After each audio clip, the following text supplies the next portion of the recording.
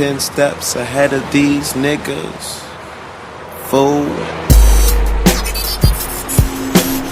That's why they fuck with me instead of these niggas, yeah.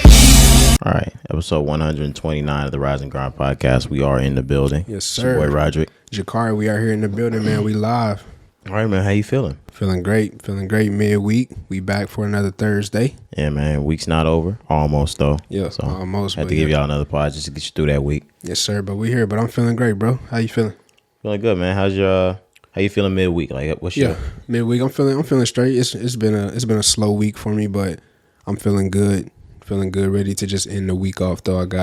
Of course, we got goals ourselves with the pod, always we talk about, but I got personal goals as well by the end of the month that I'm trying to reach. So just taking it day by day, man, but I feeling good. What about yourself? Yeah, I've been feeling really good. Actually, today was a great day. Just been going through the process of training for my new position, but the same way you said, we got our own personal goals outside of the pod, even though we do have important pod goals. Mm-hmm. I've been really honing in on mine too. Of course, they're quarterly goals, but I've got long-term goals that I'm setting for myself again too. So okay. I haven't set any for myself in a while. I don't know why, but we're getting back into that. For sure. Well, that's good though. We can get straight to the business if you're ready. Yeah, let's get to it, man. The Grammys happened. Yes, sir. Did you catch it? No, I didn't see any of the Grammys. My people recorded that, but I actually haven't gotten over to rewatch that yet. Okay. I need to. So, did you see any of it? No. I wasn't able to catch anything, but of course, we followed up on the nominees and the winners of a couple of awards. We wanted to focus on the best rap album first, right? Yeah. Well, I have all of the Grammy Award winners up, but the best rap album award, of course, they didn't televise it. I don't know why they don't televise. Yeah. It's like we never getting that back, huh? No, right? Like I think we talked about it a little bit earlier. Yeah. Kanye's we remember seeing things like Kanye's acceptance speech where he said what was it? I guess we'll never know. I guess we'll never know. Yeah. Stuff like that. But I don't know when it was in the 2000s that they stopped televising the best rap album award, but it was somewhere in there that it just stopped. It comes on before or the award is announced and given out before the actual TV production starts. I don't like it. It's why people are still on the red carpet. Yeah, I don't understand it neither. Especially with hip hop, rap being the number one genre. It's the biggest genre of music. There's no reason why you shouldn't have the biggest genre of music on TV besides the fact that they're black people and you don't want to put black people on TV. Yeah, that's the only reason. But yeah, it don't make sense. But anyways, back to the winners though. Yeah, best rap album went to Call Me If You Get Lost, Tyler, the Creator. Yes, sir. That won over, what was that? Kanye West, Ye. There was Donda. My apologies. Kanye West, Donda. Yeah. He goes by Ye now, so it was under it is Ye. That's my apologies, guys. Certified Lover Boy, King's Disease 2. Was there anything else in there? J. Cole Offseason. Why do I keep forgetting J. Cole's Offseason? I think you're doing it on purpose. I'm really not trying to. I think you're trying to fuck with me, but it's all good.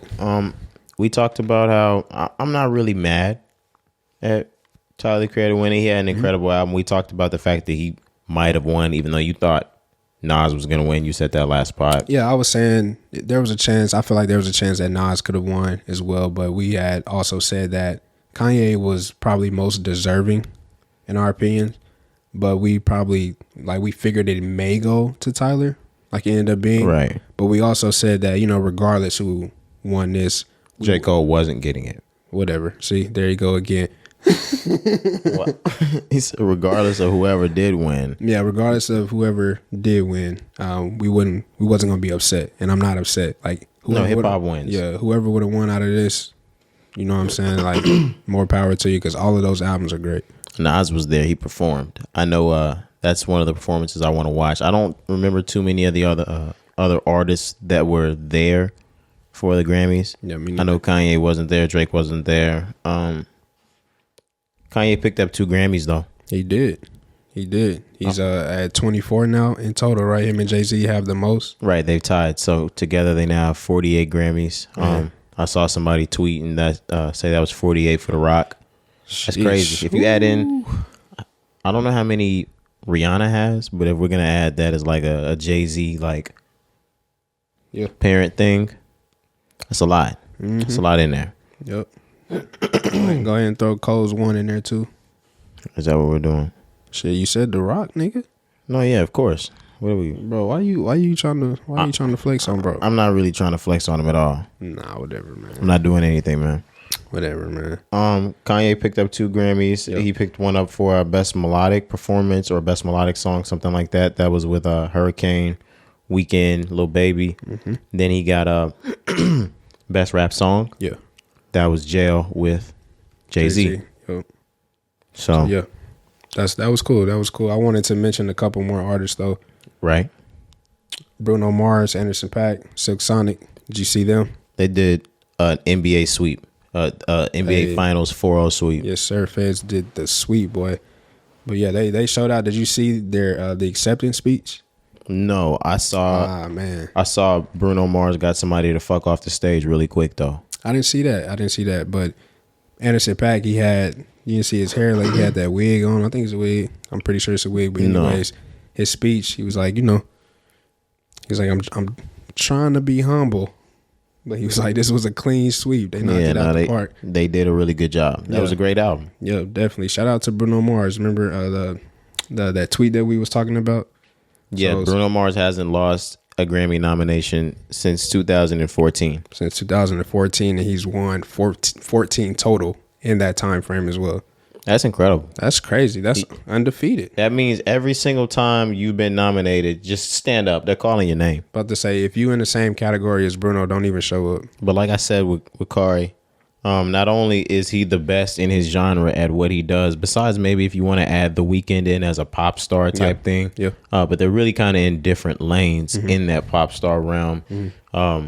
But from music to pop culture to fashion to politics, the relationships he has with other celebrities and brands, Bruno Mars can really do no wrong. Like he's the perfect guy, and like he's mixed. He's got, like you told me, so yeah, he got both crowds. Yeah, he got both sides. He's crossed over. Yeah, and he's never done anything wrong. Like you said, he's pleased everyone up until this point. So of course, but outside of that, the music though, it hits. Man, the quality of his music is crazy. Yeah, I don't want to shadow anything, like make it seem like that's the reason doing the work. No, his music is amazing. What? He's one of the greatest artists like of all time. Yeah, you know what I'm saying? Like he's especially one of the best of our decade, top 5 of this decade for sure. Absolutely. Who are the greatest artists of our decade? Who?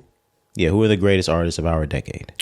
Drake, Kanye, Beyonce, Jay-Z. Maybe throw Bruno in there. Maybe Jay-Z. Bruno's definitely in there. Yeah. All right, so yeah, I'm gonna say The Weeknd. Maybe The Weeknd may go in there for sure. I'm definitely gonna say Kendrick Lamar, Kanye, Beyonce, Bruno Mars, Kendrick Lamar. Yeah, J. Cole. Come on now. Right. Oh my goodness. J. Cole raps really, really, really well. He raps better than Kendrick Lamar, but he's not as polarizing. Yeah, I hear you. Or like life. I hear you. I'm not saying one makes the other better, or like one. No, it's okay. I hear you. One characteristic makes somebody different, or this, that, or the other. I was just, just hating. No, sir. Like. No, not me. I didn't mean it like that. That's crazy, bro. We can move on if you want. Did you have anything else on it? Yeah, I did. I did have a few more things about the Grammy. So, on the women's side, on the R&B side, okay, Jasmine Sullivan. Oh, my bad. We should get to Baby Keem before we go to women. Okay. Go ahead. Baby Keem lost, and Best New Artist, Olivia Rodrigo won that. But he did win for Best Rap Performance with Family Ties, Kendrick Lamar. Kendrick Lamar. So yeah, they picked up a Grammy. Yeah, he beat up by by Cardi B. He beat I can't remember what track that was. That shit by Megan Thee Stallion, and there was something else in there. But shout out to Baby Keem. That's a big award. That's a Grammy on your debut. Yeah, that's crazy. Yeah, people don't do that. Another, especially over the greats. Yeah, exactly. That's big time. Over Cardi B. That's big time. Winning a Grammy over Cardi B. Yeah. That's big time for sure. What were you going to say? Another person. So you remember that guy from social media? I think it's like Jay Versace. Yes. So anyways, Blind Sensation. Right, yeah, he's a producer now. He's turned to a producer. Right. I remember seeing him make beats, but I haven't really heard any of his beats. Yeah, so I can't remember the song, but he did pick up a Grammy as a producer. Okay. So yeah, that was big there. But shout out Jay Versace. Mm-hmm. Women in the Grammys. Women in the Grammys. So moving on, we got Jasmine Sullivan. Like I said, picked up her first 2 Grammys for her incredible album Hotels. So who else? SZA picked up. I saw Jasmine Sullivan. Yeah. She was holding a couple of Grammys. It looks like she did a damn near sweep. Man. Or I don't know how many she was nominated for, but she picked up 2 Grammys. 2 Grammys. SZA, I didn't know that SZA got a Grammy. Yeah, she got one for that song she did with Doja Cat, the feature. The Kiss Me More. Kiss Me More. I love that song. So yeah, they picked up a Grammy for that. That's a song that actually brought me on to Doja Cat. Okay. I mean, I knew about her from the Moo Cow shit way back, so I had already been privy to who she was, but I was like, man, if this is how she came up, I'm not listening to Doja Cat music. Yeah. Doja Cat hard. Yeah, she got some songs. She definitely talented, but yeah, I just wanted to shine a light on our black women. Like we talked about it last pod. They've been killing it. They still killing it. And it's getting better. It's about to go to another level, man. I swear. Even though Baby Keem won, things like that. Shout out Meg, shout out Cari, nominated in those categories. Yeah. Rap is at a high level right now. Man, I'm telling you, music period is, we in a good space right now. Like I said before, but yeah, I really just wanted to shine light on Jasmine Sullivan. Like I said, I've been looking up on her story. Yeah, shout out Jasmine Sullivan. Yeah, I read up on her story a little bit, since she's won the Grammy. And she was just talking about like the mind frame that she was in, the mindset she was in before recording this album. Right. So getting through all of that, of course, making this classic album and then being rewarded for it, I just know that gotta feel good. But yeah, the lane for women in the game right now is wide open. It's looking beautiful. By wide open, what do you mean? Like it's there for the taking. Like it's a lane for everybody. Yeah. Okay. Yeah. There's no like itch for one person to be the one that's up, especially not in singing. Open. Now rapping, maybe there's like a. Yeah, I was really just talking about just singing. Really. Okay. Yeah, that like R&B space. Yeah. Okay. Yeah. R&B space is wide open. That's for everybody. That's an everybody eats beat type of situation in women's R&B over there. Of course, people are starting to want to know who that number one is, but everybody's eating over there. Yep. Does this turn into that doggy dog type of space? Because no, I don't think so. I think it's different from comparing it to rap. Is that what you're asking? I don't mean between the artists. I mean, the better these artists get. Right now, the game is between Summer Walker, SZA, and Ari Lennox. Those are the 3 premier top tier R&B artists as it pertains to females. Well, Jasmine Sullivan has to fit in there somewhere, but she's been out for the last 10, 15 years. Sure. So it's kind of different with Jasmine Sullivan. She's solidified. With these girls, if I'm comparing it to rap, like the Lil Babies, the Lil Durks, the Money Bags, that's Ari, that's Summer, that's SZA. You had a couple more too. No, yeah, I just mean like the Jasmine Sullivan is not kind of in. She's more of like a Freddie Gibbs. Okay. She's better. Like, I'm not saying better though, but like Grammy Award winning, worthy, of course, things like that. Yeah. You know what I mean? So they're the ones in that. I can't really see somebody else in there, but it's for everybody. Yep. Yeah. Moving on. We're talking about black women. Jada Pinkett Smith. She came out. Well, she didn't come out. Allegedly, a source has come out who has spoken to Jada Pinkett Smith. Supposedly close to the family. Right. And what she thinks of the slap, or what the source said Jada Pinkett Smith thinks of the slap, is she thinks Will Smith overreacted. Right. It shouldn't have happened. Yeah. Do you have more? I have something up unless you want. She wishes it didn't happen. Yeah, she also mentioned the source once again, saying that Jada is saying she's not one of these women that needs protecting. He didn't need to do what he did. She didn't need to be protected, essentially, is what the source is claiming, the way that Jada Pinkett Smith feels. Now, this is all alleged. This is not confirmed from Jada Pinkett Smith. We just wanted to get this out here. Right. But yeah, thoughts. If this is the case, tell me how you feel about this.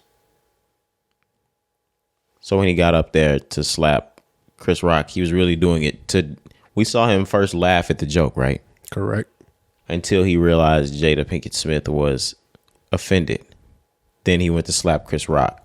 Seems like, yep. So if he went overboard, none of this should have happened. Right. So he shouldn't have defended his wife in that manner? Maybe so. Maybe that's what they're saying, yeah. How do you feel about that? He should have left after the Tupac shit.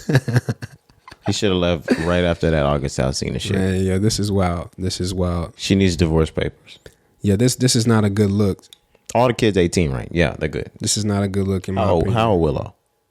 Yeah, everybody grown. Bet, let's do it. Everybody grown. But yeah, this is not a good look, man. You don't embarrass your spouse in public. That's my issue. This is not being a good wife. He protected you. He stood up for you. So he takes the L in this again, and I think Chris Rock still takes an L. Why's that? I mean, he got slapped. He never gets this hit back unless someday we see this happen and like there just happens to be a camera and he gets his lick back, and this never happens. Yeah. That never happens. Yeah, that never happens. But yeah, but regardless of that, I mean, did you expect this from Jada? Were you shocked or no? No, I'm absolutely not shocked. I didn't think this was coming, but it doesn't shock me to hear that she said that. I mean, may have said that, yeah. They're coming out of the red table talk. They need something to pump that. Right. I mean, they don't really need anything to pump it. It's coming, but this will do us some good. Yeah, we'll see. We'll see. Like I said, this is all alleged. So, but I just wanted to say that, like, yeah, that's not what you do in a marriage, man. In a marriage, if there's an issue, you know, you handle it behind closed doors. I feel like going to the public, even though this is something that she does, we're used to her, you know, publicizing their marriage, essentially both of them. But still, like, I think something like this, we don't need to know this. This doesn't need to get out. As this high as an A-list celebrity, and in this situation, like it, I've already seen Will's mother speak about it, and his sisters, and some family members around this. So, like, this family business is already out there. No, yeah, that's why I wanted to say on both sides. I know that they go public all the time, but I just feel like this one shouldn't have. This is not a good look. Like, Will Smith's career is taking a hit because of this. He shouldn't have smacked Chris Rock on live television. Like, I understand you're defending your wife. He should have checked. There would have been Oscar parties after that both of them were going to be at. Mm-hmm. There would have been plenty of time for him to chin check somebody or beat somebody's ass off camera. He could have got a lick way different than that off camera. Agreed. He didn't want that. He didn't want that smoke. I'm telling you, Chris Rock would have fucked Will Smith up off mic. Y'all really don't think so? You really don't think so? I don't know, man. I don't know. Tell me why, though. Why you don't think Will got them hoes? I'm not saying Will definitely don't got them hoes. We herald rap for, like, Will for being the only nigga in rap that don't cuss. Okay. He say damn and ass. He makes a nice, good, clean rap. Man, you must not know about that nigga from West Philadelphia. You must not know about Chris Rock. Do or die best style. Fuck you talking about. Right. No, but do you really think he was getting his ass whooped all day like everybody hates Chris? I hope not. I really heard stories about Chris Rock talking about stuff like that too, though. Like, fuck. Yeah, most of those, of course, not everything was true, but I think he was bullied or whatever you want to call it. But that shit was going into high school too. Yeah, like the Everybody Hates Chris. There's a meaning behind that. Y'all definitely. I mean, but they was whooping his ass in high school.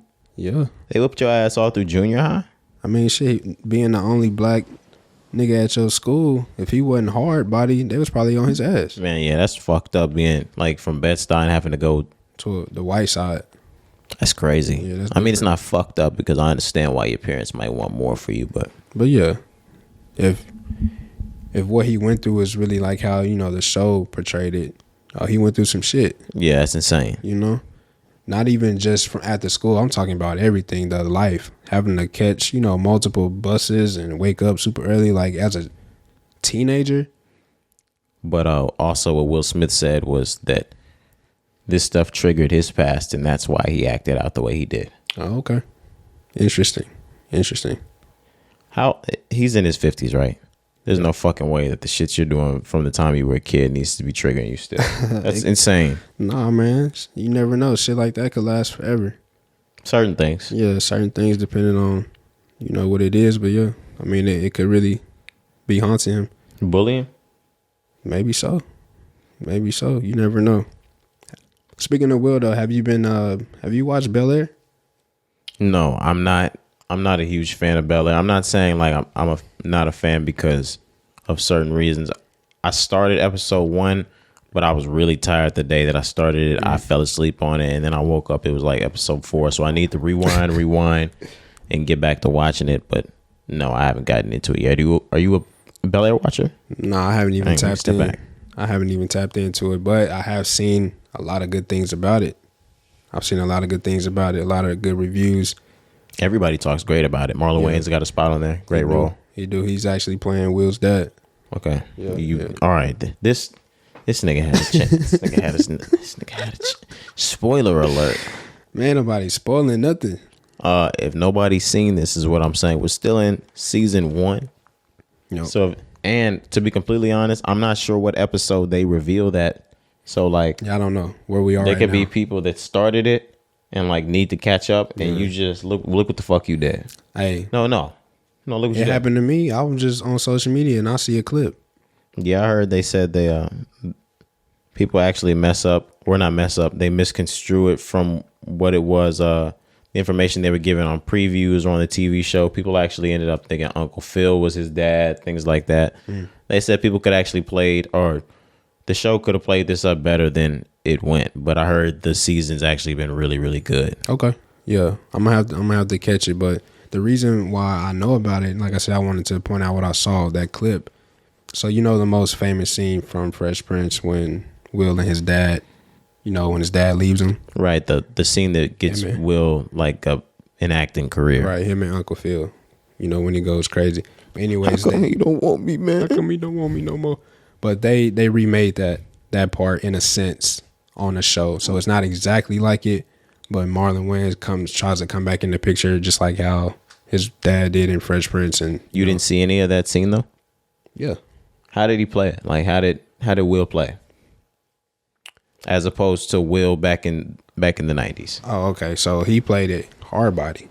He was cussing, like they cussing at each other. He all in his face, like I'm like that. This is a Peacock production, so like I know this is an NBC thing. What words do we get off? They fuck, like they saying fuck? Yeah. Fuck gets off on here? Yeah, they cussing. Okay. Yeah. I already knew that like Carlton does like cocaine, stuff like that. Yeah, they said. That's why I say it's different. This is insane. That's the only reason why I didn't want to watch. I was like, damn, y'all gonna make me look at Carlton like that? But yeah. But like I said, I don't know. I haven't seen it, but that scene, that's the only reason why I know Marlon Wayans being in the show. But also the actor, I don't know his name. I'm sorry, but I've been seeing a lot of good things about him. They say that he really playing the role of Will really well, but we'll see. Yeah, I don't know his name. I know that he's supposed to be playing like a much harder version of Will in this. Yeah, but way harder. They got gats and shit. There's apparently like no comedy into this. No, they said Jeffrey is a hitman. They said that nigga is for real. Yeah, they said Jeffrey's a hitman. Damn, I fuck with it though. Yeah, it's different. But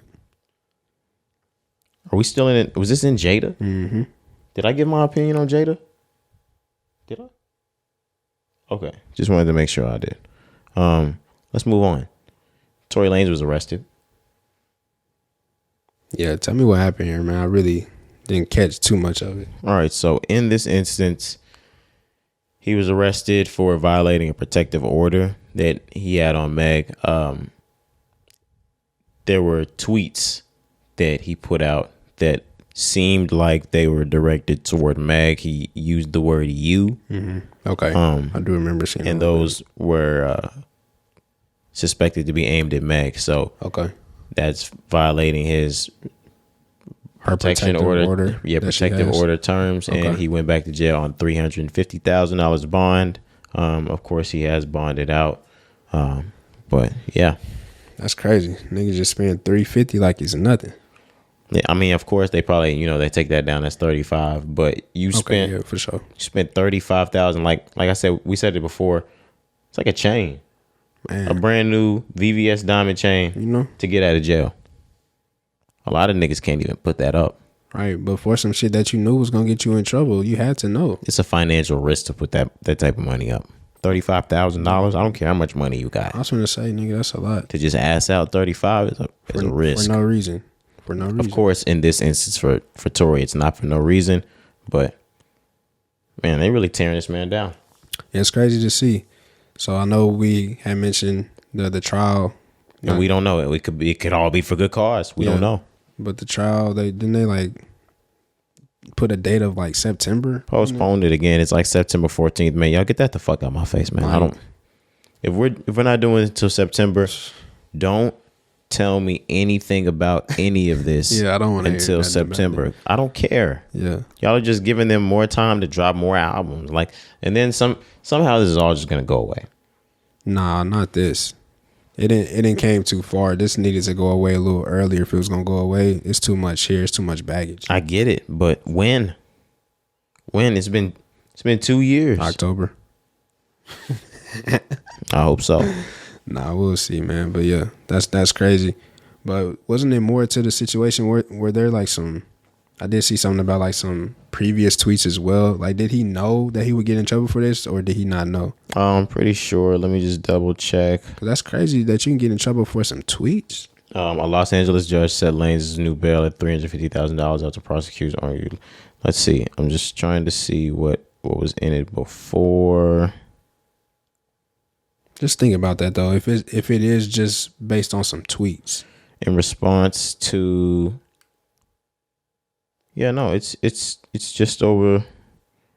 It's just over tweet. The hearing focused on a recent tweet in which he seemed to address Megan as you after he was not supposed to mention or speak to Megan amid the felony assault case over the alleged 2020 shooting. So he knew.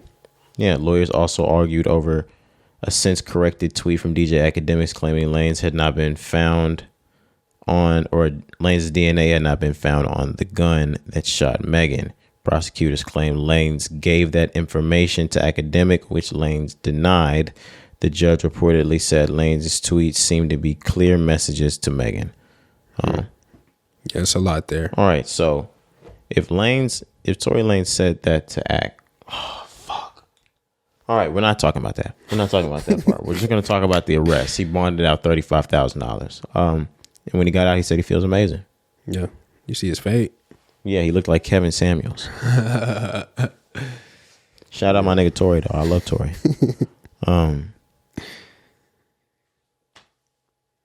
Yeah, man, I'm not gonna unpack any of that other shit. I was really about to start going into things, but I don't even want to sound like I'm biased. Nah. I just shouted out Meg too for the Grammy nomination. Yeah. Whichever way this goes, Protect black men and women. Facts.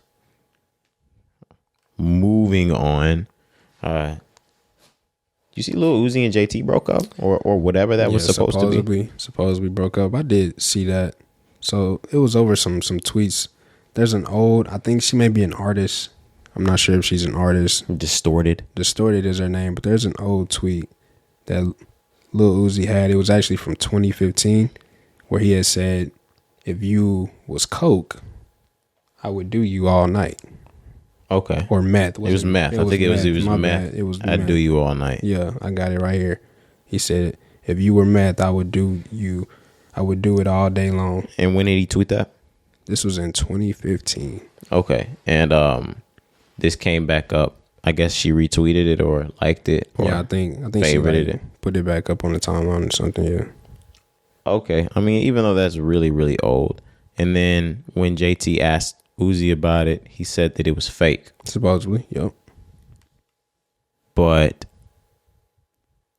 it wasn't. It was just old. So then she broke up with him for lying about it. Okay. Yep. Now that I'm hearing this and I've heard it a few times, it's kind of making more sense maybe why she might have broken up with him. Yeah, if he was really lying, I'm thinking like, bro, I don't remember what I tweeted in 2015. No, think about it like this. Say you had a shorty. Man, I hate to break the game down like this. Damn, I don't want to sound like I'm draw snitching. Say you had a shorty you was fucking with back in 2015. Word. You tweeted that about her, and she remembers that tweet. Y'all stop fucking with each other, but she hit you back up. Y'all start fucking with each other again. Y'all start rocking with each other a little bit. I mean, y'all going back and forth. Of course, shorty gonna be like, "Oh, remember this tweet?" Retweet. No. Nah. Okay. Not why he. So you're saying that he had to be fucking with her? I'm saying like this. No. That sounds. I'm out of the ballpark. I don't know, man. I think you may be trying to blow. No, bro, I'm not, cover, man. I'm not trying to blow anybody's cover. I'm just saying like that's not how shit like this works. Nah, man. No. Never. Okay. Yeah. No. Never. It was an old tweet that he just didn't remember. That's how I'm looking at it. It's fake. Why would she retweet it now? Yeah, I don't know. But All right. But JT did come back and say, she said, I don't give a fuck if it was 2012. He said it was fake instead of old. And since he went around to the internet about it, here y'all go. What I'm saying doesn't make any sense at all though. Nah, yeah, you got a point. Shawty only gonna try to get back in the picture. Like, just imagine if she remembered, like, your old story, like, she remembered the old tweets from back in the day. Like, say your foot back in the door, like, you start rocking with shorty, you're like, oh, remember this old tweet? I'm gonna retweet the old shit that you said about me back in the day. Yeah, it's possible, but also could just be somebody just doing some shit. Absolutely. Because they know it may make a story. Did she say they were just homies or some shit like that? Yeah, she responded, but... See, yeah, cool. But, like, why would you put it up? Yeah, like, it could just be, let me try to get my name out there. It could go both ways. You have a point. I mean, let me stop talking about this.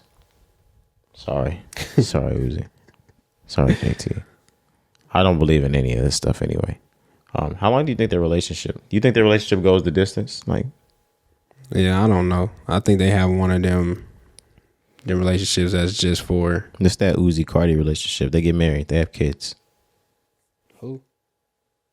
I said Uzi Cari. My fault. Offset Cardi. It's like, nigga, what?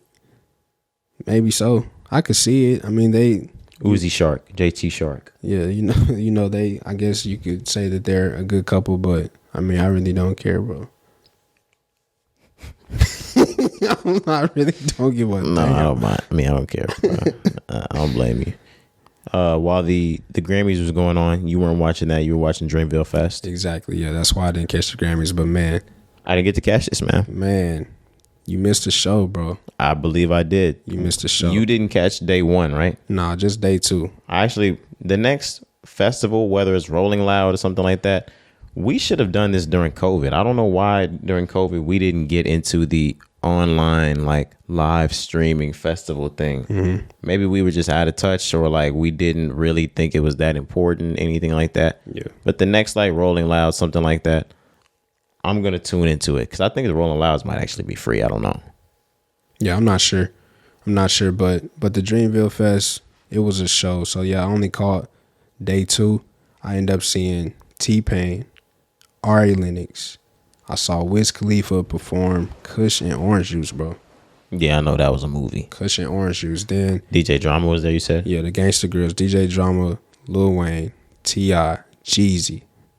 How was the Jeezy set? Man, that shit was live, Man, bro. I know the Jeezy set was crazy. That shit was live. I'm trying was to the crowd you. fucking with Jeezy? Dog, like that shit was. Because I know it's probably a younger crowd out there. Nah, niggas was out there rapping that Jeezy, rapping Good. that Gangsta Grills, bro, for real. And then of course Cole, he ended off.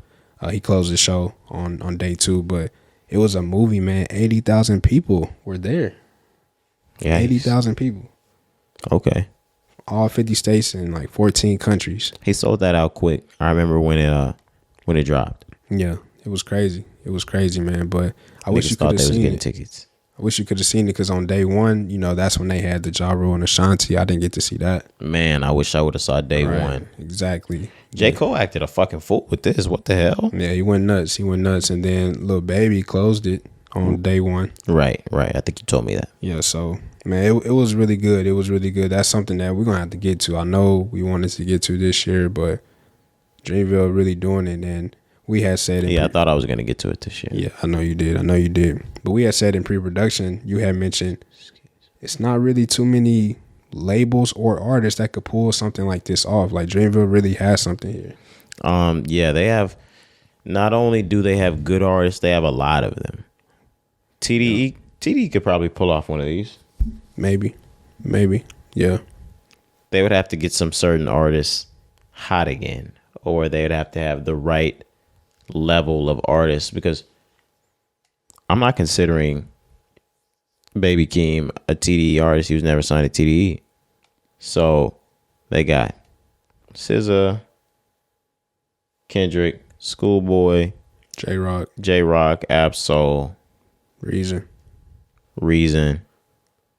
But some of those, we're going to need a lot to take that on tour and do the Dreamville numbers, because Dreamville has been hot, all of them right now. Facts. But yeah, man, T-Pain set, bro, T-Pain is a performer. Were there any, was it all basically a retro set? From T-Pain? Yeah. No, he did some new shit.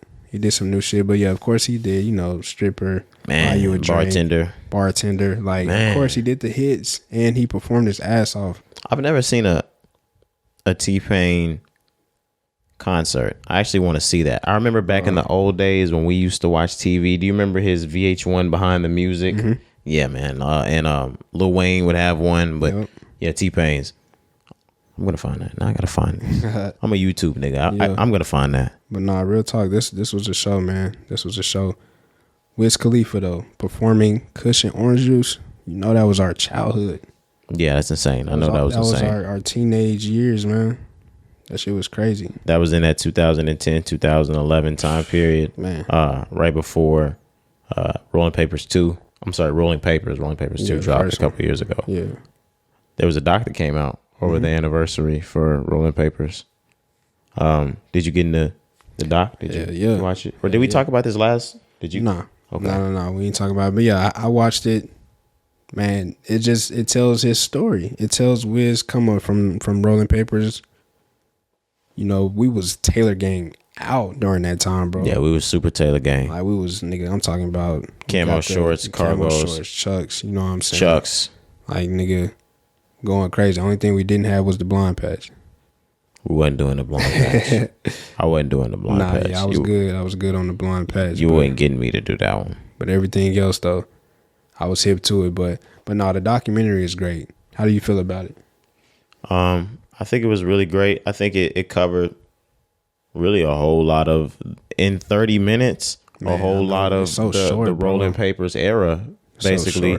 Not only from the track listing, from what went into it, the hit songs, how he recorded them, how he took his time, how he got signed, all of this jam packed into 30 minutes, but it all was really concise. Oh yeah, it was put together well. It was great.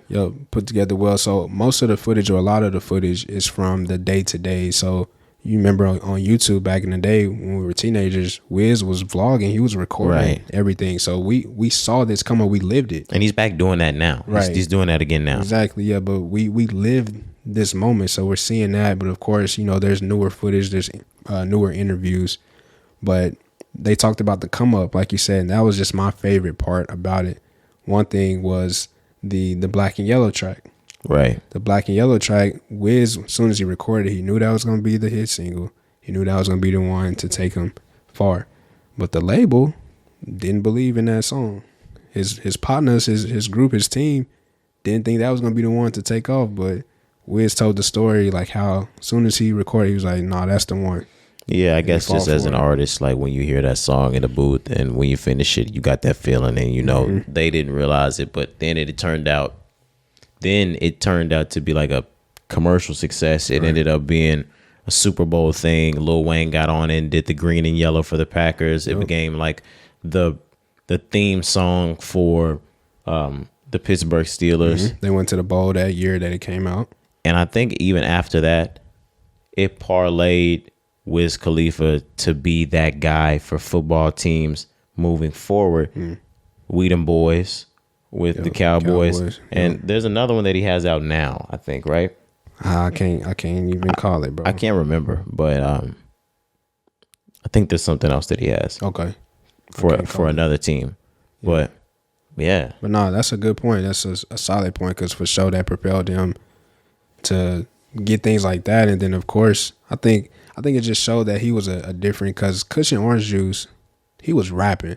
But Rolling Papers, there's a mix of everything on it. It's like artistry. It's it's almost pop music. Great. You got to see him do like The Race, things like that. Yep. Man, like speaking of The Race, man, damn. What? That song, I think that's my favorite one. Yeah, it's probably my favorite song on that album. Yeah. But go ahead, yeah, you was going to say something. Or that Too Short track. Yeah. Even though that was one of the singles, I can never get tired of On My Level. 2011 was the greatest year of my life. I'm never letting that out. Bro, On My Level will never get old. No. You just said that and I thought about it. I'm like, yeah, I will never not want to hear that song. Like Black and Yellow for a minute, like unless you hear it once now, it'll be like, oh shit, 2011. If you hear On My Level, that take you to a whole nother level. I can hear in the club tonight. Like I could go to the club tonight and hear On My Level. And be turned up. Lit. God. Nah, yeah, that was one of the ones that was that's timeless. Yeah. That's timeless. Definitely ahead of his time. Too Short did his shit on that too. Yeah. That's crazy, man. Wiz was different. Wiz was different. Another thing we had mentioned. I Roll Up. What was the Snoop Dogg track? So what? We get drunk. That one wasn't on there. Was it not? No. Living Young, Wild and Free. That wasn't on the debut. You're right. Yeah, you're right. It was on the Mac and Devin shit. Mm-hmm. The soundtrack for Mac and Devin. Right. Yeah. But speaking of that, Snoop, the weed. That's another thing that we was talking about in pre-production as well. So he really branded himself with weed. Man, Wiz Khalifa built himself off of weed. Yeah. Like honestly, his whole brand, everything was weed. And it was basically like, I'm gonna smoke weed and you're gonna like it or you're not. Or I'm not coming. I'm not showing up. He's been on record saying like, I'm not going if I can't smoke. Yeah, the whole I think I said that to you in pre-production too. Like Ty Dolla $ign, Juicy J, people like that. Snoop, shit. Taylor Gang, they're not going. Oh, they're not going if they can't smoke. Yeah. Even in the building. And even if you say at the door I can't smoke, soon as I walk in, I'm lighting it up. Yeah. Currency, niggas like that. You don't care. It's happening. He like, nigga, I pay the fee, whatever it may be. But I just wanted to say that because Wiz, he talks about it before, like I said, as far as like in music videos, before Wiz, niggas wasn't really showing weed like that. Like pounds and pounds and pounds of dope in their music videos. Exactly. And like a Snoop, he kind of got fame. He talked about smoking weed in the music from the very beginning, but the visuals, you didn't see the whole bunch of smoking weed until a little bit later. Wiz came in smoking weed. He didn't give a fuck. You were gonna like him or not. Right. You were gonna sign him or not. He was gonna do whatever the fuck regardless.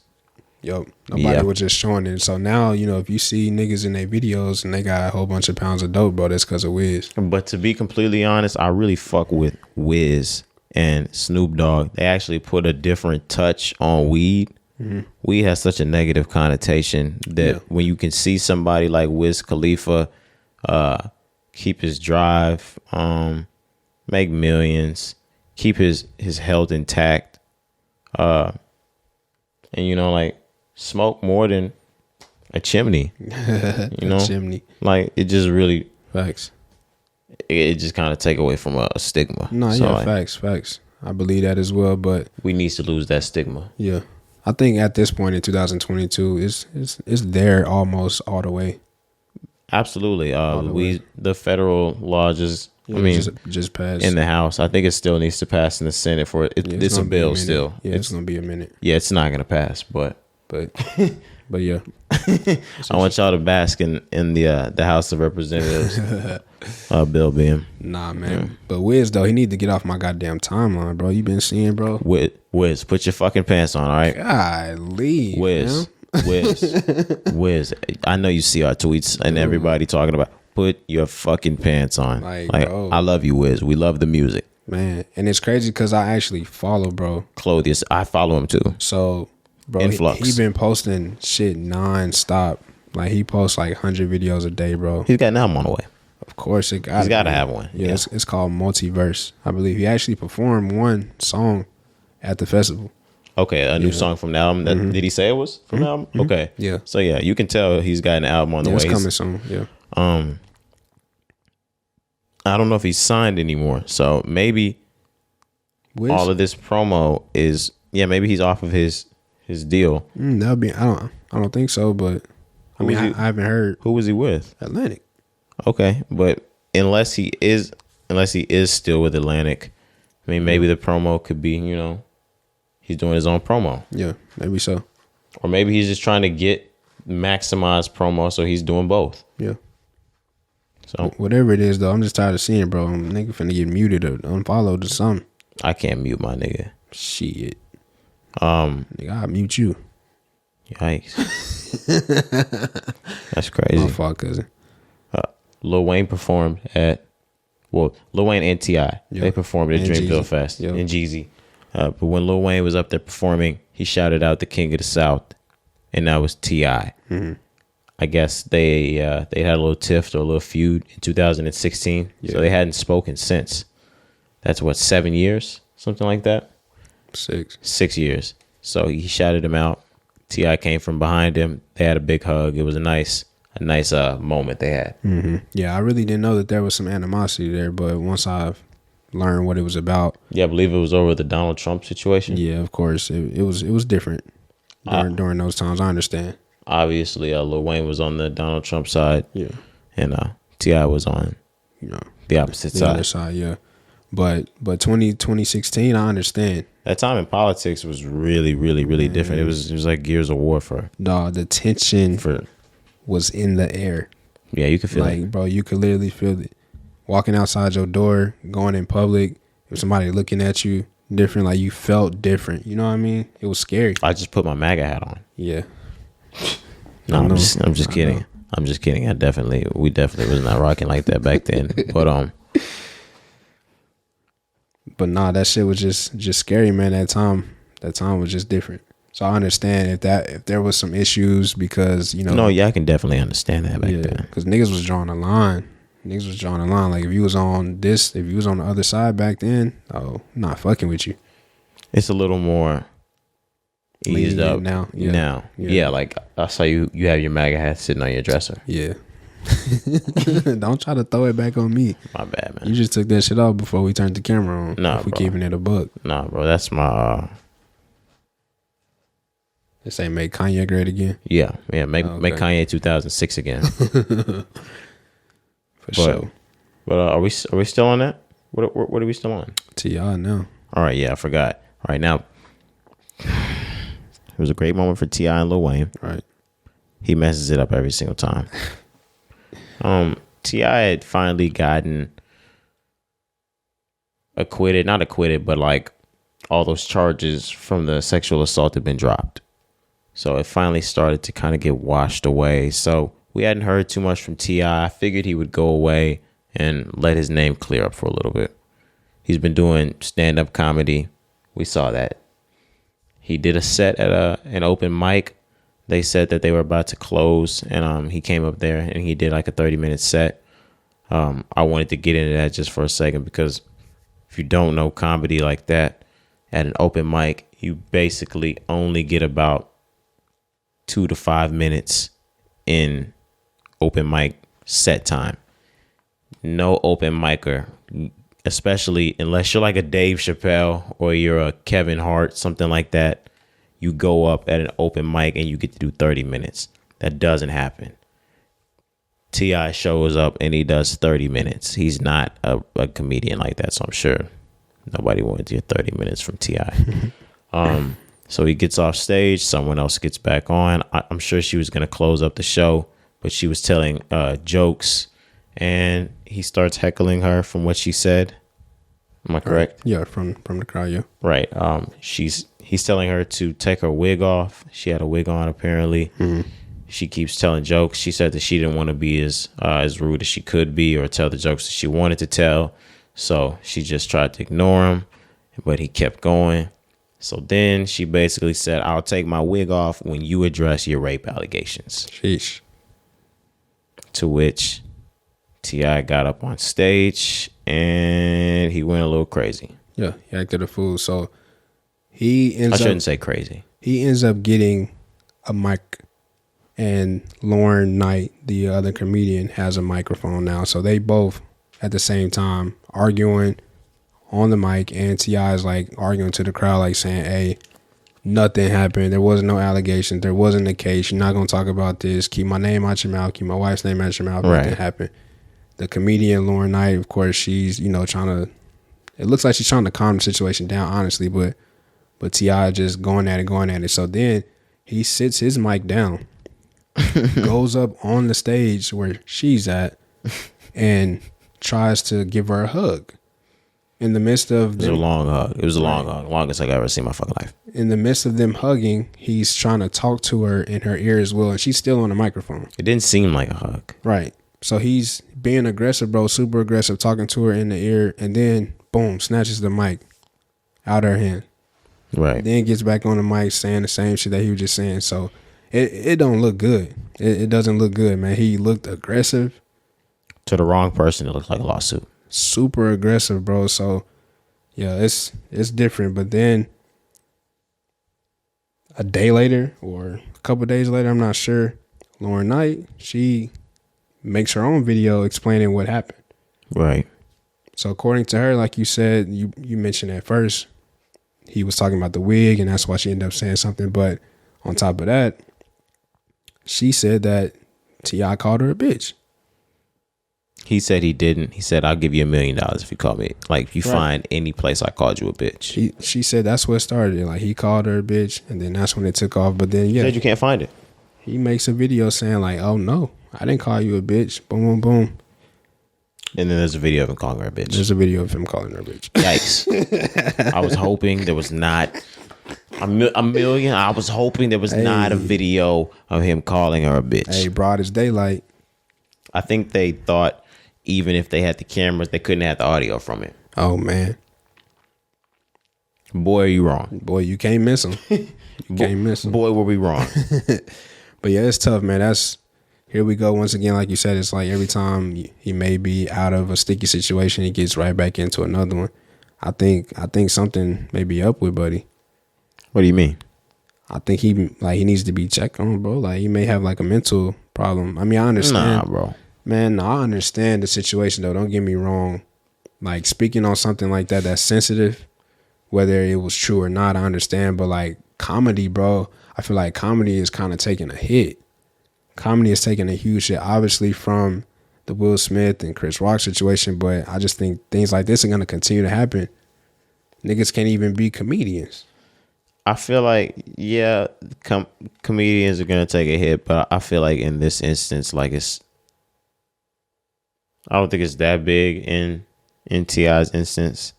Just because I feel like he's only going too far to try to protect his name because he's T.I. Mm-hmm. But really, when you're the bigger artist, nobody would have ever seen anything. Say he never did that night in that open mic.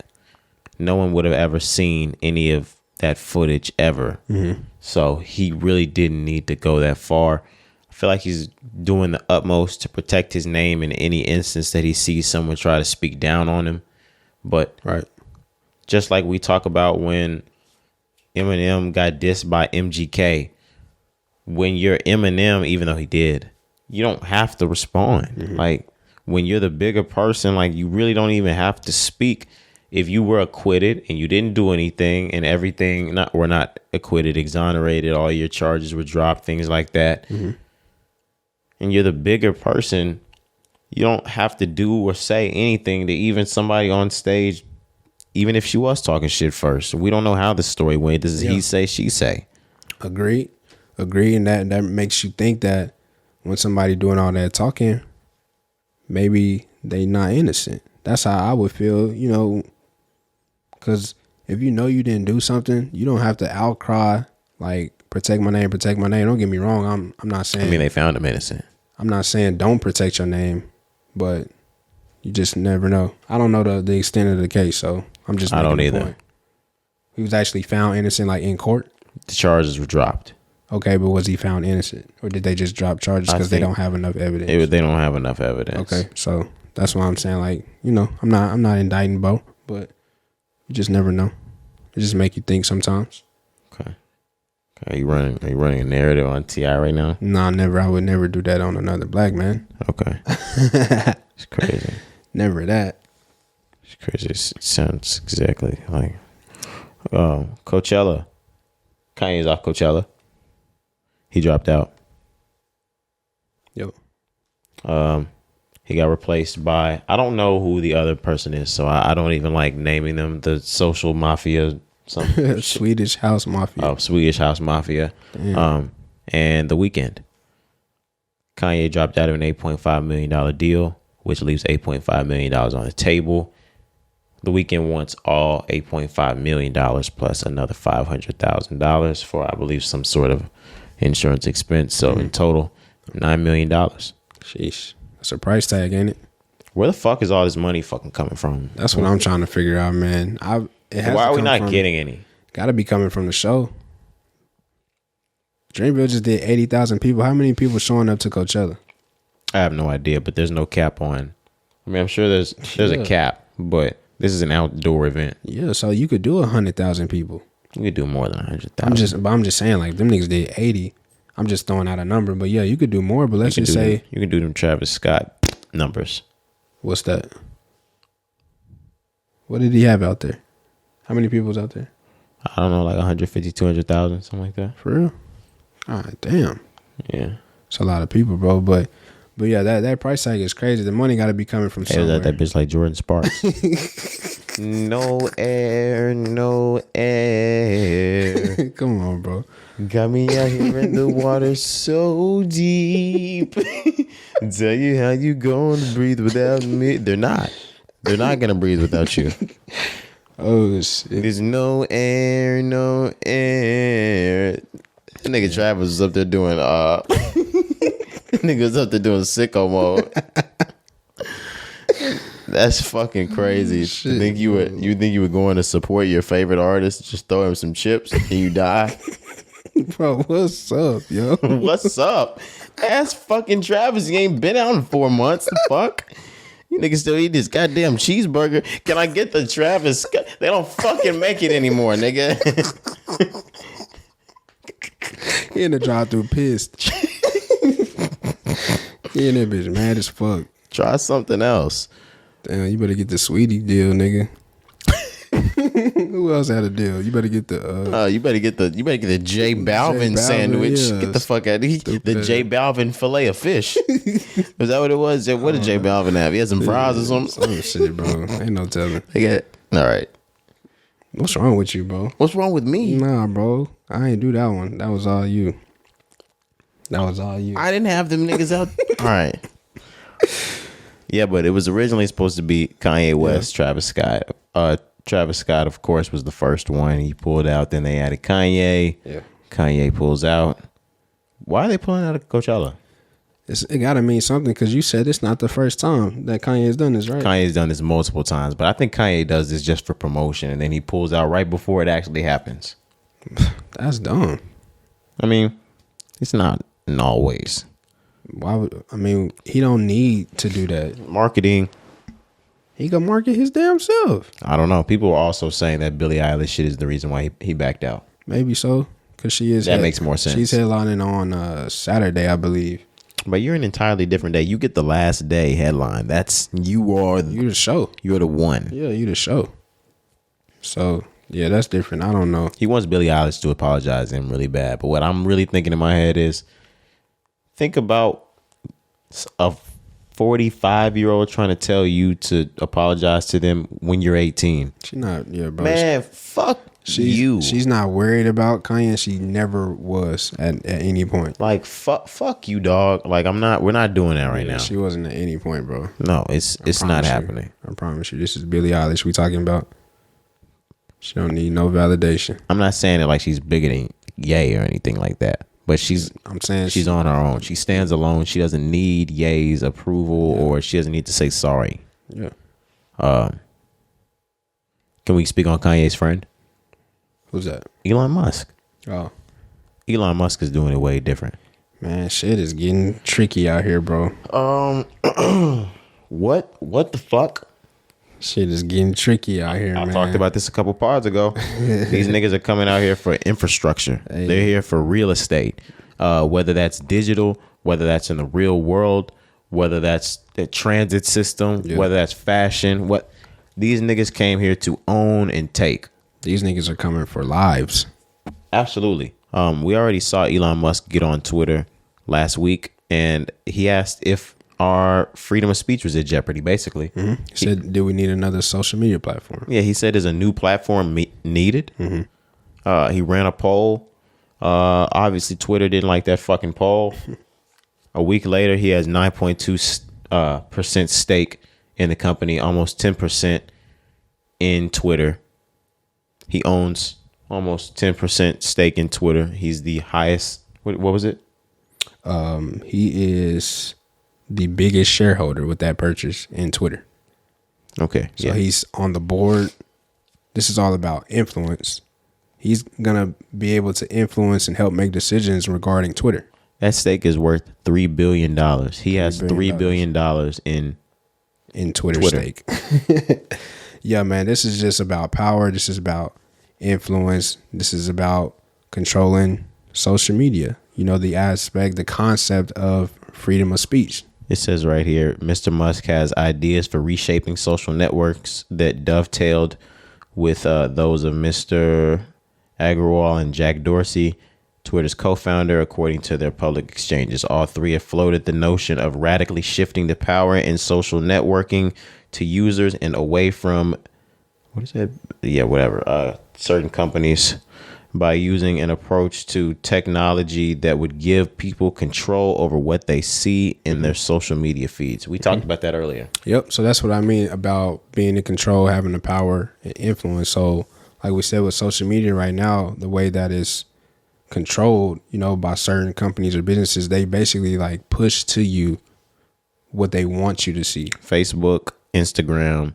I'm not sure about Twitter, but I'm for sure about Facebook and Instagram. There are departments within those companies that what they do is collect data on what you watch or what you click on, what you take in, what you search. And from that point on, they only send you, they only send things to your phone based off of things like that. So say you were a Democrat and you were all for Joe Biden and they picked up on that. They're only going to send you things that support the Democratic agenda and vice versa with the Republican side. So you never really get to see everyone's free speech.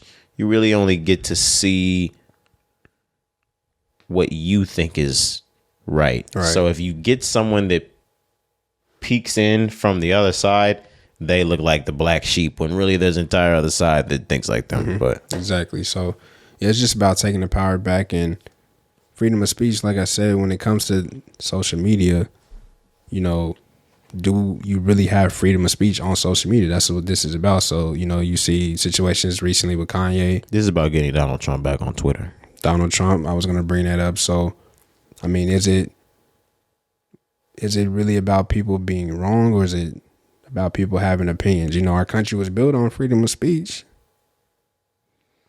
This country was built on freedom of speech. So it's like with social media, you know, I understand sometimes people may say something that you may think is wrong, but everybody should be able to express their thoughts. That's just life. That's how we live. You know what I'm saying? So Donald Trump shouldn't have been banned from Twitter is what you're saying. I mean, who's to say? I mean, it's not like I don't care, but the reason why this is so big to me is that this is another example of the power these billionaires hold. I mean, you said that before, like there's no reason. I mean, there's a reason why they're getting all this money, why they're getting so rich. Do you see how quick you can get on the board of Twitter with cash? $3 billion, just like that, overnight. He can shift the entire cryptocurrency market with tweets. With a couple of tweets, yeah. It's crazy what you can do today, man. But yeah, even with the Twitter, so of course it looked like this was overnight, but one of the owners of Twitter had mentioned that there had been conversations already about this, beforehand, and then obviously with the poll that he ran as well, you could have I maybe guessed that something was coming, but I never would have saw this, bro. Like Elon Musk having a stake in Twitter, being their biggest shareholder, like that is huge.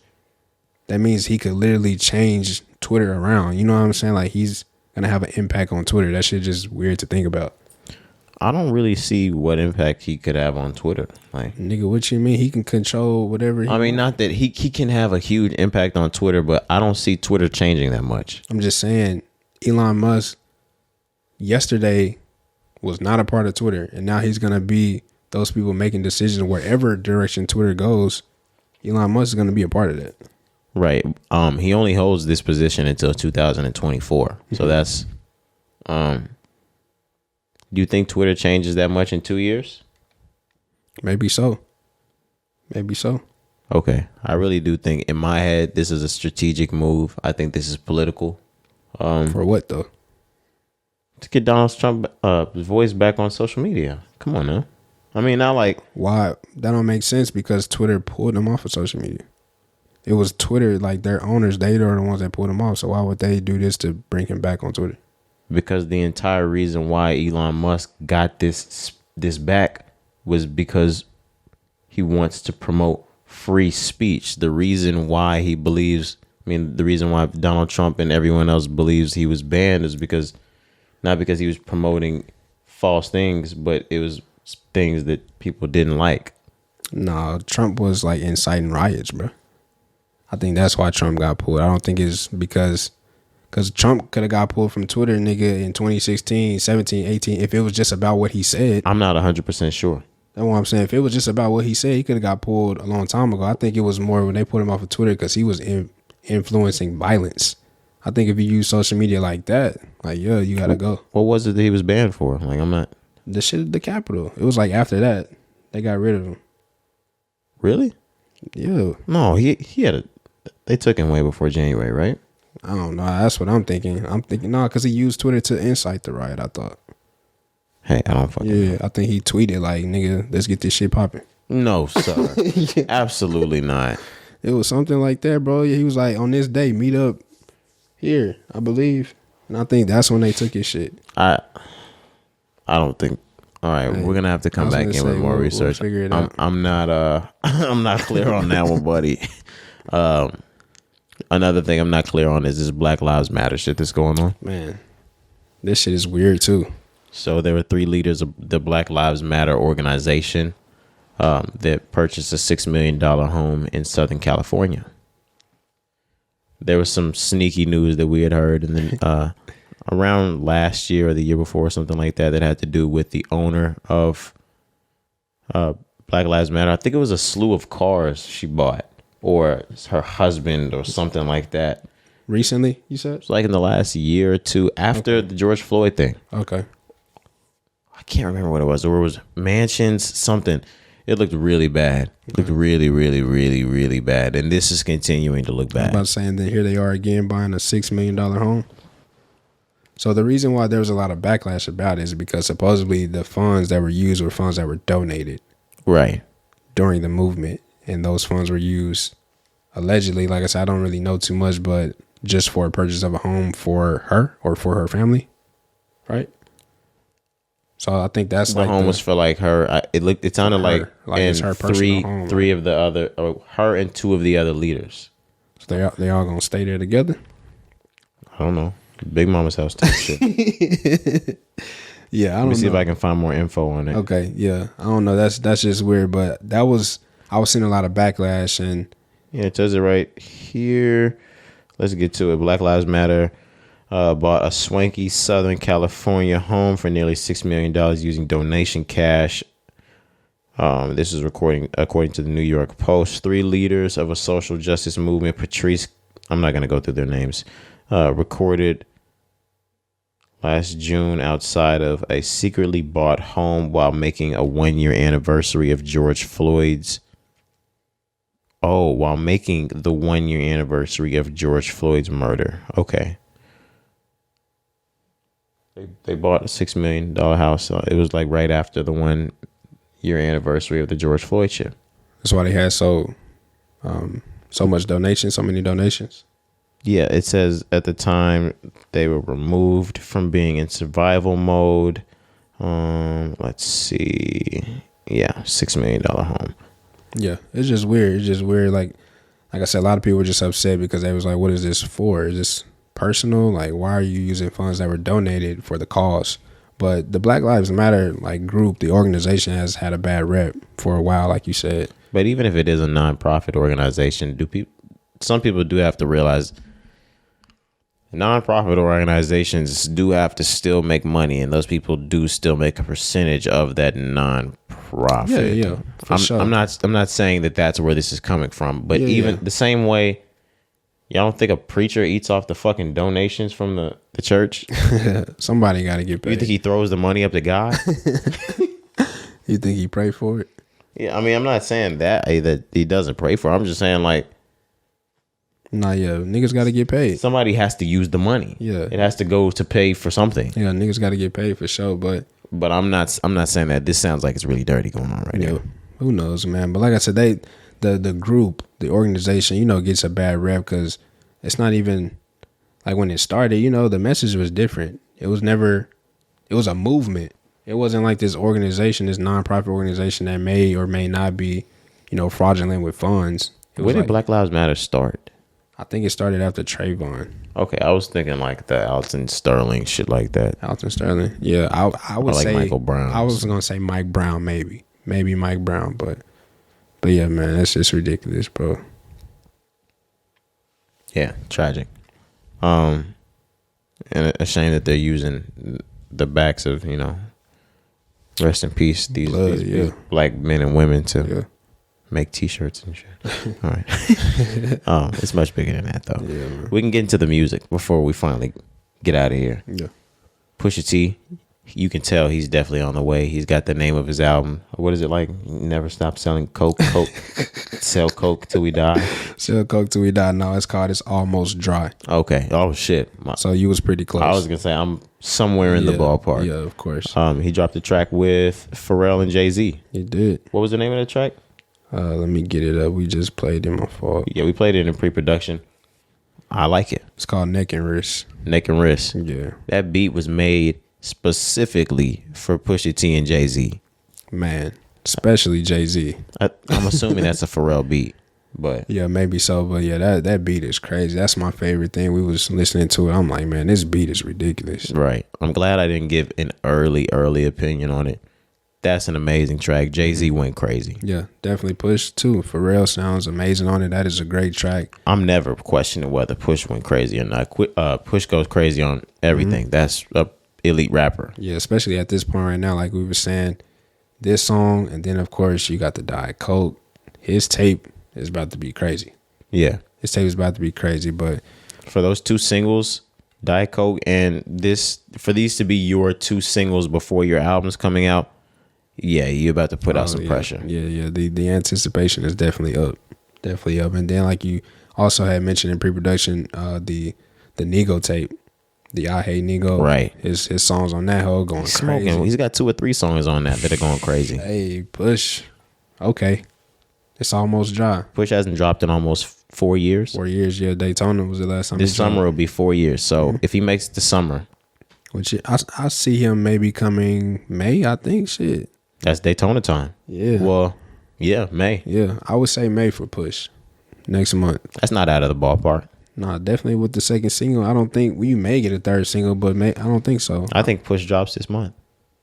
April. Yeah, I could see. He's already dropped the tour dates and he dropped the name of the album. This album drops next week. Okay. That's good. We can look at the dates and kind of push it from that because this is just the first leg. I'm thinking this album drops next week. The first date is May 29th on the first leg of the tour.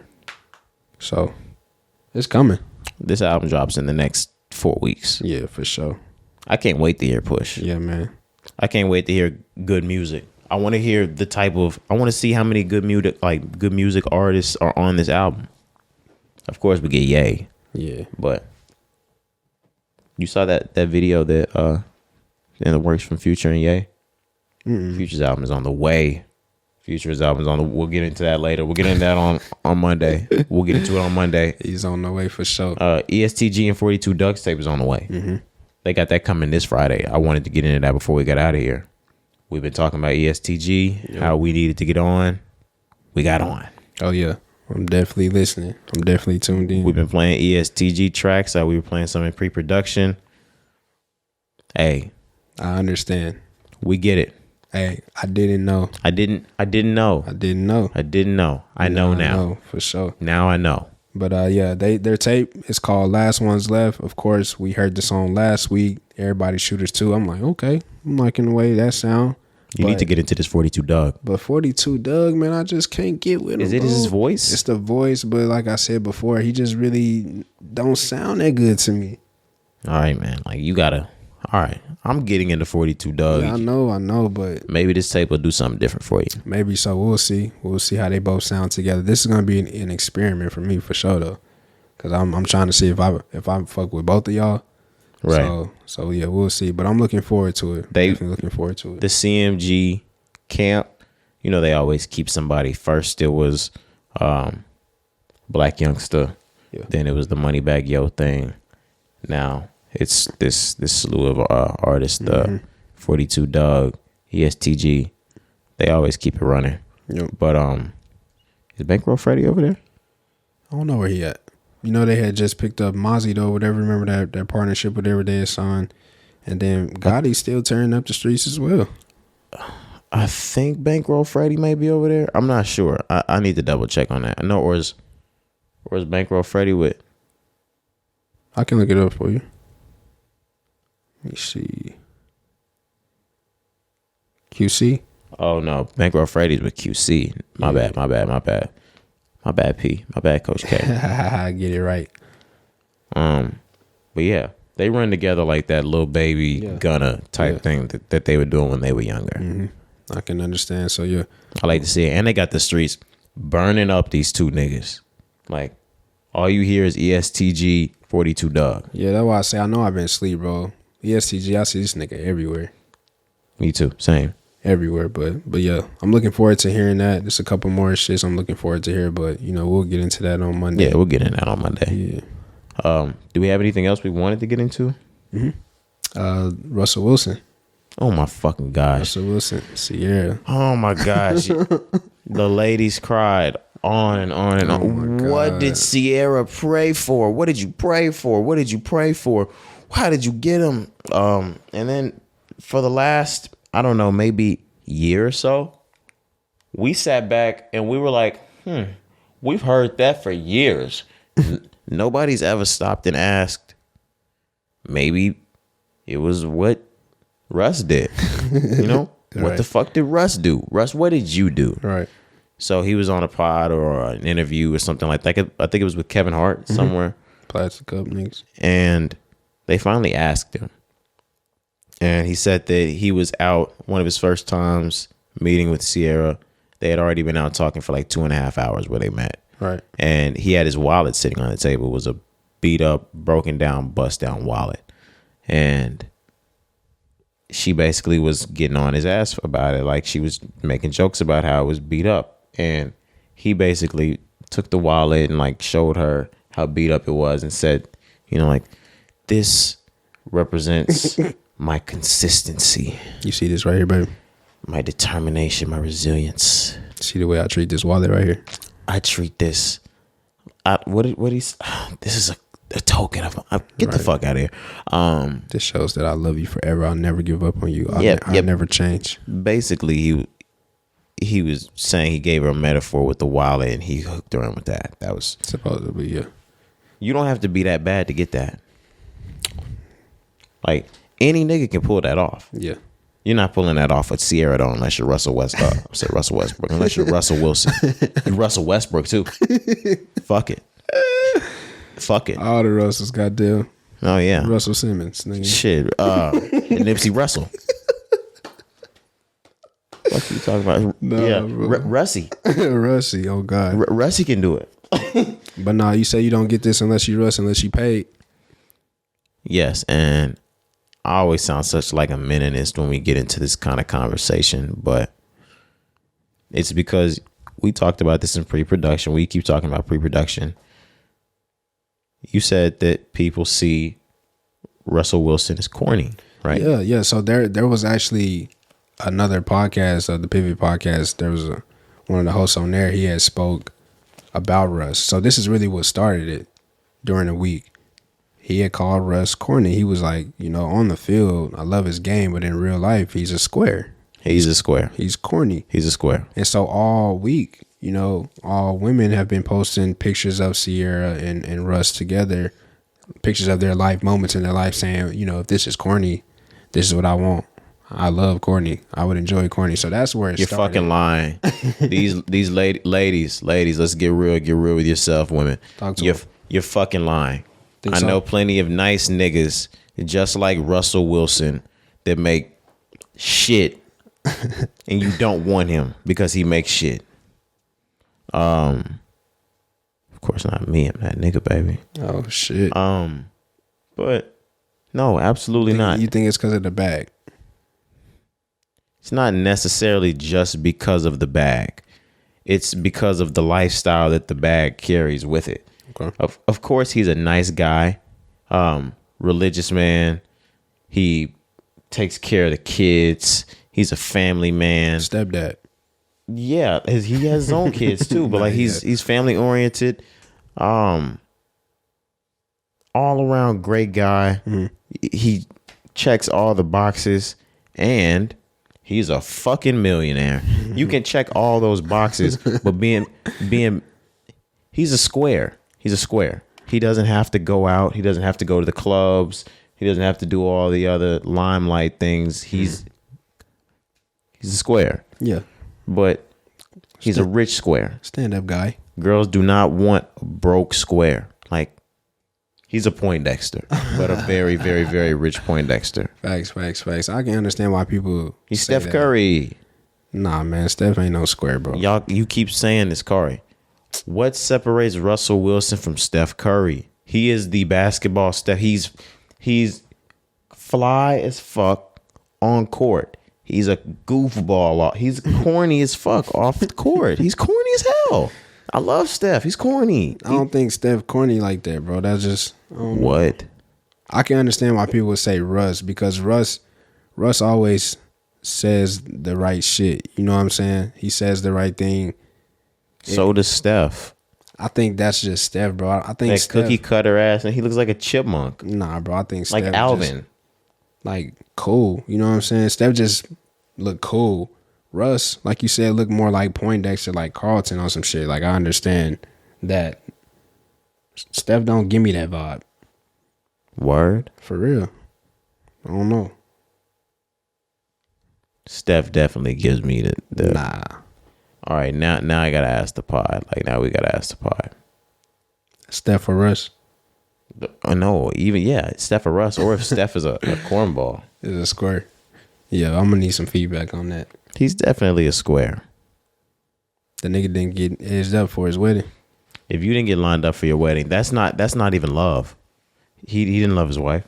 He didn't love her. Chill out, bro. Maybe he had a game the next day. Cari. He didn't have time. I mean, the day before, he didn't have time. Cari, you signed a deal with the Golden State Warriors and can't have somebody edge your hair up before your wedding. Oh, shit. Are you serious? Nah, yeah, that's different, bro. I'm coming to that bitch faded up. You had time to get fitted and your best man. I'm getting faded up for my shit. Absolutely. I mean, I'm getting faded up for your shit. I don't know what you're talking about, like with anybody else's shit. Damn. You not coming like that, bro? No, I'm coming like that to your shit. I don't know what else we're talking about right now. Fuck it. Right. I don't know what we're speaking into existence. Fuck it. I'll see you on episode 130. Nah, man, before we got here, though, one last thing. You seen that Vlad interview? Did you see that Vlad The one with interview? Rico Reckless? Is that what you're talking about? When you sent me, that's one of the dirtiest things I've ever heard of This in my is like life. the most disturbing shit I've probably ever seen on Twitter, bro. So apparently in jail, instead of raping someone, what they do is they knock you the fuck out, unconscious. Mm-hmm. They pull your pants down, and they spit in your ass. And they spit in your butt. Why are we talking about that? Hey, yo. And I from what Rico Reckless said, the objective is that even if you weren't raped, that a rape kit has to be performed if somebody gets bodily fluids in that kind of crevice. So then your emergency contact has to be called, and they have to inform your emergency contact that a rape kit is being performed on you. They can't really disclose why. They just are able to say that there's a rape kit being performed on you. So then you have to make the treacherous call back Home after that and explain to your mother that you haven't been raped, even though it's not gonna go over well. She's already told your father, and it's okay, baby. I believe you. no, you don't, Mama. But they really didn't do nothing. Oh, but it's okay. I'm not gonna tell nobody. They just spit in it. Nah, bro, that shit different. That shit different. Telling your mother that they just spit in your ass. Your mother, your lady, whoever it may be. That's sick. The thing about it is that's sick is even if you tell them that they just spit in it and they do believe you, you was knocked out, so you don't know what they did after they spit in it. But even no, if we they, just spit in it. Why it hurt though? Come on, fam. That shit disgusting, bro. He called that bitch a Glock Dookie. bro.